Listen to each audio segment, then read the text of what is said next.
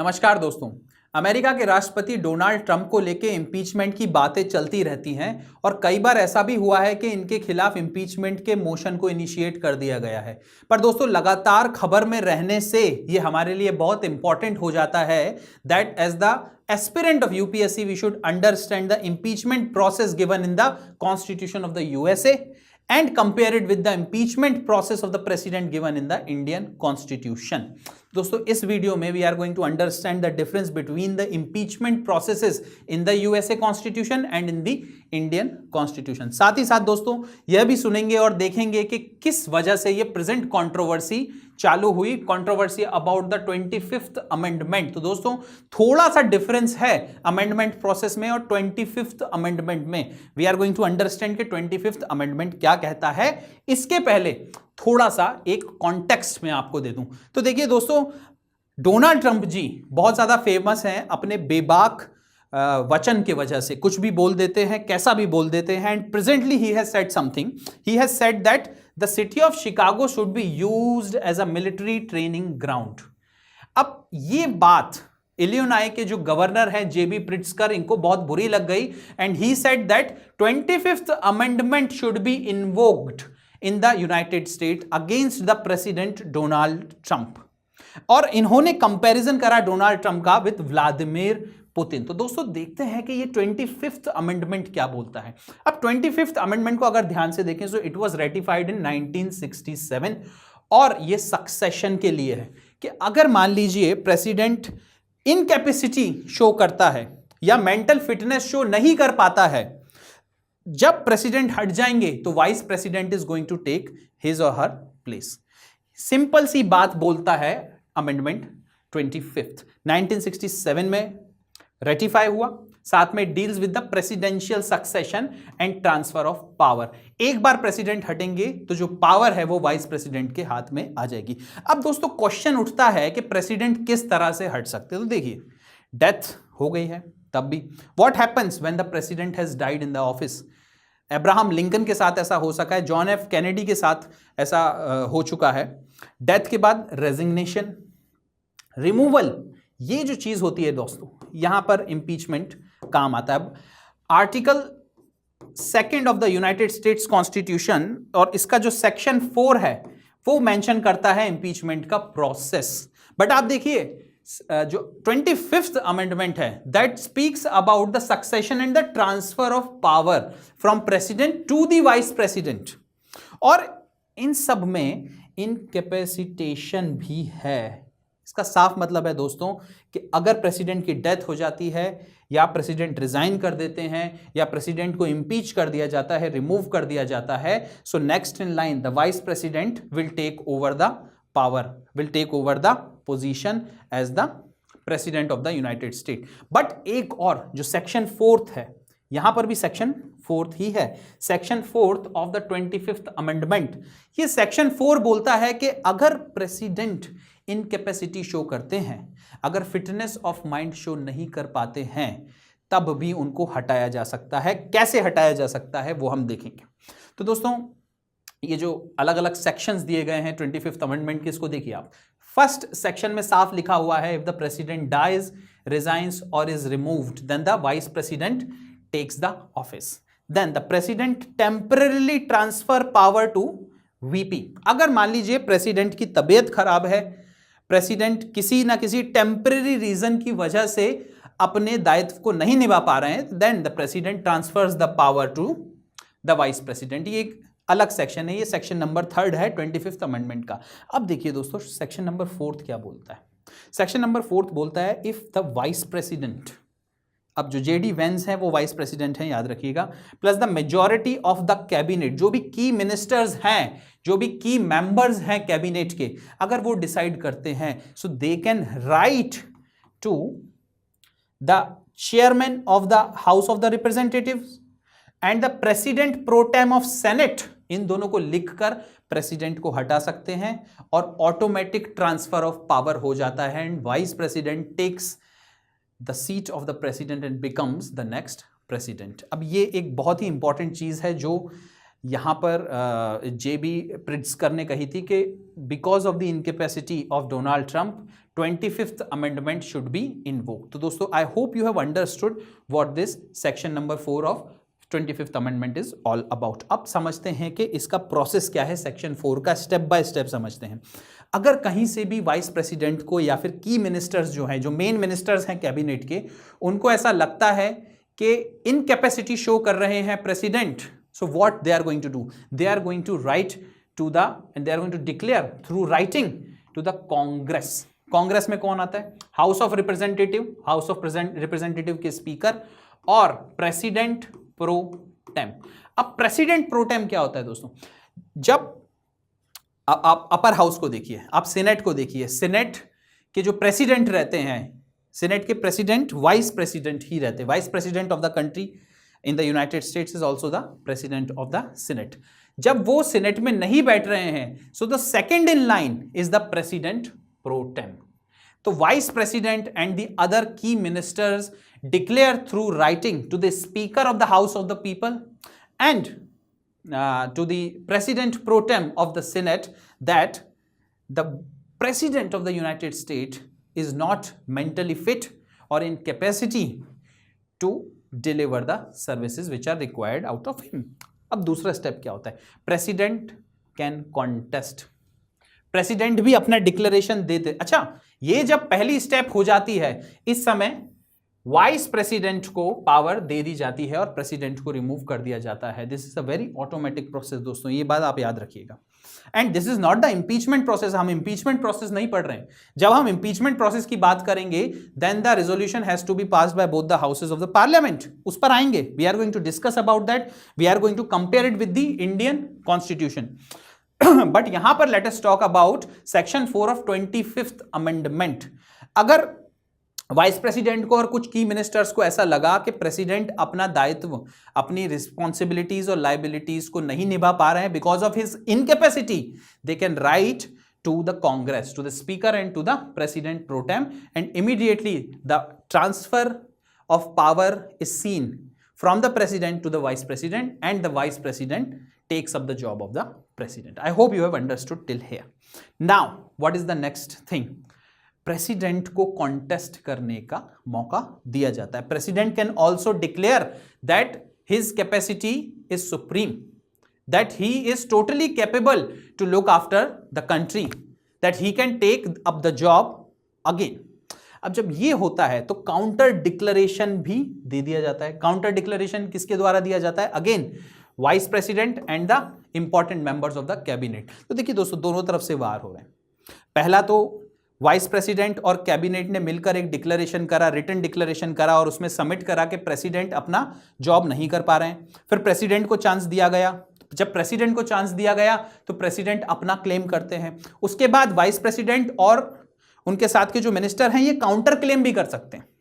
और counter claim अगर कर दिया तो उसके बाद जो नेक्स्ट स्टेप होती है वो मुद्दा कांग्रेस पर चले जाता है. और कांग्रेस पर जाने के बाद by the 2/3 majority of both the houses of the parliament, दोनों हाउसेज ऑफ द पार्लियामेंट में अलग अलग by 2/3 majority a resolution has to be passed.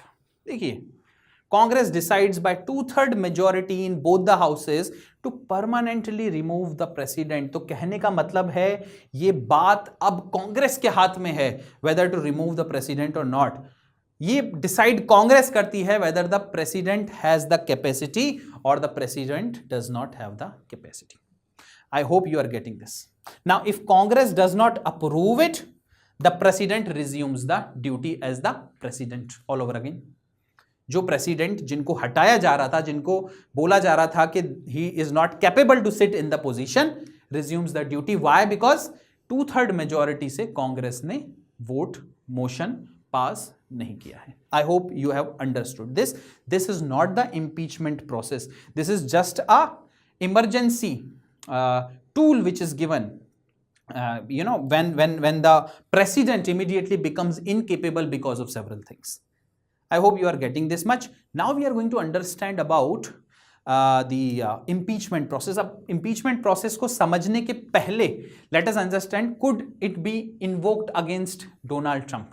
क्या ऐसा हो सकता है कि 25th अमेंडमेंट का सेक्शन नंबर 4 इन्वोक करके वाइस प्रेसिडेंट और कुछ की मिनिस्टर्स हैं उनको हटा सकते हैं just because Donald Trump has said that Chicago should be made military ground?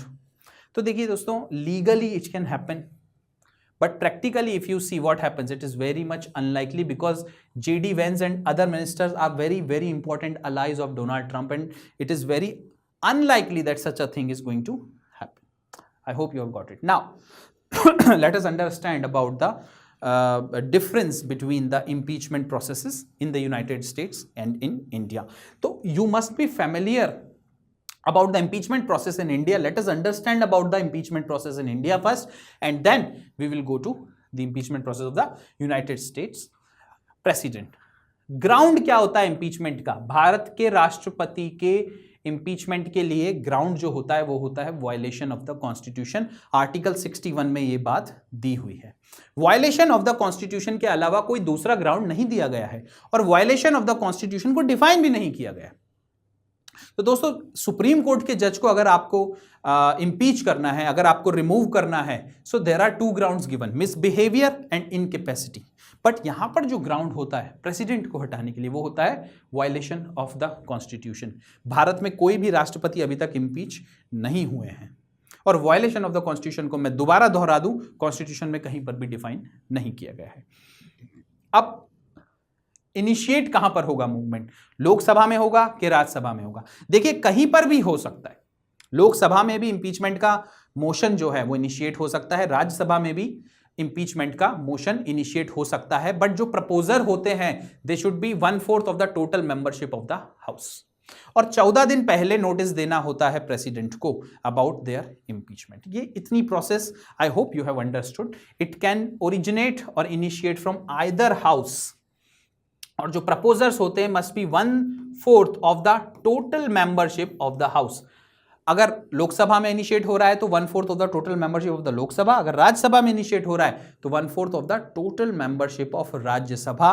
उनके साइन देने जरूरी हैं, तभी वो मोशन ऑफ इंपीचमेंट एक्सेप्ट किया जाएगा स्पीकर द्वारा या फिर चेयरमैन ऑफ द राज्यसभा द्वारा। साथ में क्या होता है, अगर मान लीजिए इंपीचमेंट का जो मोशन है वो एक्सेप्ट हो गया, 1/4 members of the total membership of the house ने उसको साइन कर एक्सेप्ट करवा दिया, then what will happen, a motion will be passed in the initiating house. मान लीजिए लोकसभा के अंदर वो motion of the impeachment of the president initiate होता है, सो इनिशिएटिंग हाउस लोकसभा हो जाएगा। अब लोकसभा 2/3 मेजॉरिटी से 2/3 of the total membership of the house, याद रखिएगा यहां पर 2/3 ऑफ प्रेजेंट एंड वोटिंग नहीं है, 2/3 of the total membership of the house, the motion has to be passed by Lok Sabha. और उसके बाद the next house which is going to be Rajya Sabha is going to investigate.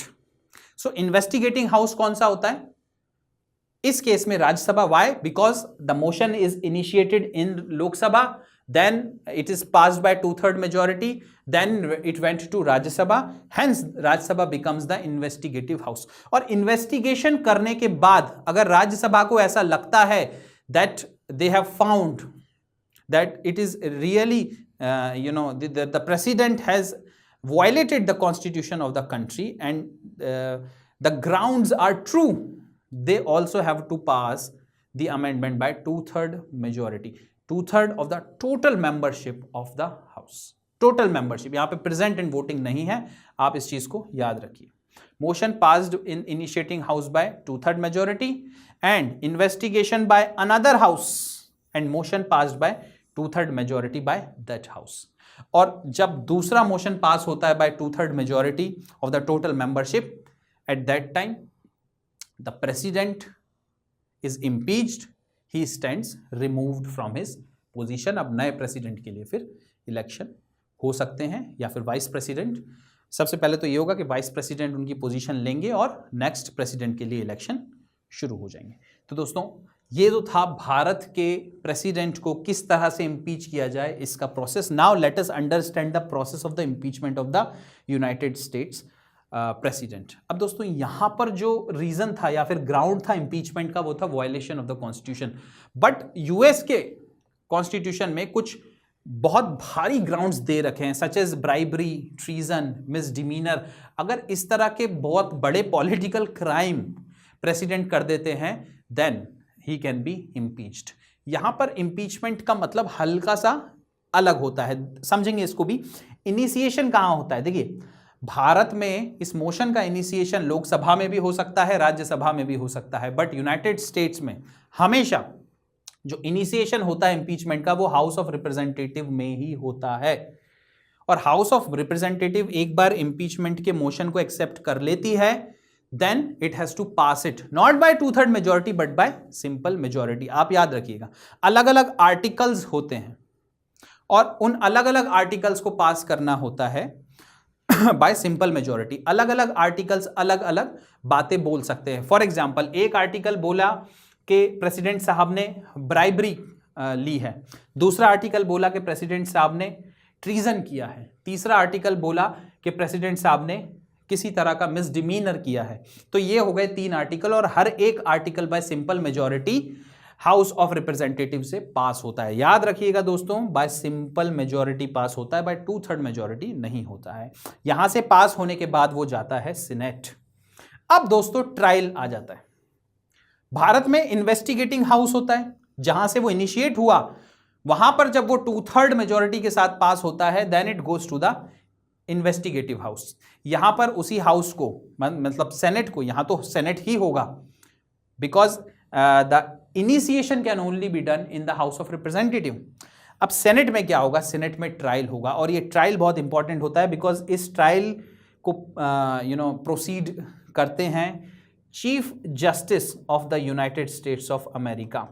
और साथ ही साथ में जो सीनेट के 100 मेंबर रहते हैं, they act as a jury की तरह काम करते हैं। 21 दिन में इन लोगों को अपना फैसला सुनाना होता है। तो दोस्तों, जब इन 100 में से 2/3 मेंबर एग्री करते हैं on any article which is passed by the House of the Representative, उन आर्टिकल्स पे अगर ये एग्री कर जाते हैं by 2/3 majority, that simply means 67 senators out of 100 votes for the motion, then the president stands impeached. So this is the process. अब देखिए दोनों में फर्क क्या है। यहां पर सुप्रीम कोर्ट का इन्वॉल्वमेंट है, इंडिया में सुप्रीम कोर्ट का इन्वॉल्वमेंट नहीं है। Both the houses acts as a judicial bodies. ठीक है दोस्तों, साथ ही साथ में आप देखिए 2/3 मेजॉरिटी यहां पर हाउस ऑफ रिप्रेजेंटेटिव जो कि इनिशिएट कर रही है चार्जेस को, उसमें 2/3 मेजॉरिटी की जरूरत नहीं होती है, बल्कि 2/3 मेजॉरिटी की जरूरत सिर्फ सेनेट में होती है। इंडिया में जो हाउस इनिशिएट कर रहा है वो भी 2/3 मेजॉरिटी से रेजोल्यूशन पास करेगा, साथ ही साथ जो हाउस इन्वेस्टिगेट कर रहा है वो भी 2/3 मेजॉरिटी से रेजोल्यूशन को पास करेगा। तो आप देख सकते हैं कि भारत में प्रेसिडेंट को हटाना एक ज़्यादा कठिन प्रोसेस है versus removal of the president in the United States. तो दोस्तों, ये एक पूरी जानकारी थी about the comparison between the process of impeachment of the US president and of the president of India. साथ ही साथ we have also understood about section 4 of 25th amendment. अब 25th अमेंडमेंट को एक बार और थोड़ा सा मैं बता दूं, 25th amendment is all about succession and the transfer of power in the absence of the president. और प्रेसिडेंट का एब्सेंस कैसे हो सकता है यूनाइटेड स्टेट्स में, कैसे भी हो सकता है दोस्तों। डेथ हो सकती है प्रेसिडेंट की, रेजिग्नेशन हो सकता है प्रेसिडेंट का, रिमूवल हो सकता है। देखिए, इंपीचमेंट प्रोसेस अगर पूरी हो गई है उसके बाद भी 25th अमेंडमेंट इन्वोक होगा और 25th अमेंडमेंट के द्वारा क्या होगा, the vice president of the United state will succeed the president and the power will be transferred to the vice president and the vice president will become the president of the United States। साथ ही साथ इन तीनों के अलावा एक इनकैपेसिटेशन का भी clause है, जिसमें अगर वाइस प्रेसिडेंट और कुछ की मिनिस्टर्स हैं वो चाहें तो एक रिटन डिक्लेरेशन दे सकते हैं कांग्रेस को, speaker of the House of Representative and the pro tem president of the senate को, कि president of the United State is not fit to be the president. Incapacity दिखा रहे हैं, मेंटल फिटनेस शो नहीं कर पा रहे हैं, इस वजह से इनको रिमूव किया जाए और instantly the power is transfer to the vice president. और धीरे धीरे it is the House of Representative and the Senate which has to pass this resolution about the incapacity of the US President, and after its passage the US President stands removed. तो दोस्तों, thank you very much for joining me in this video. Have a nice day and Jai Hind.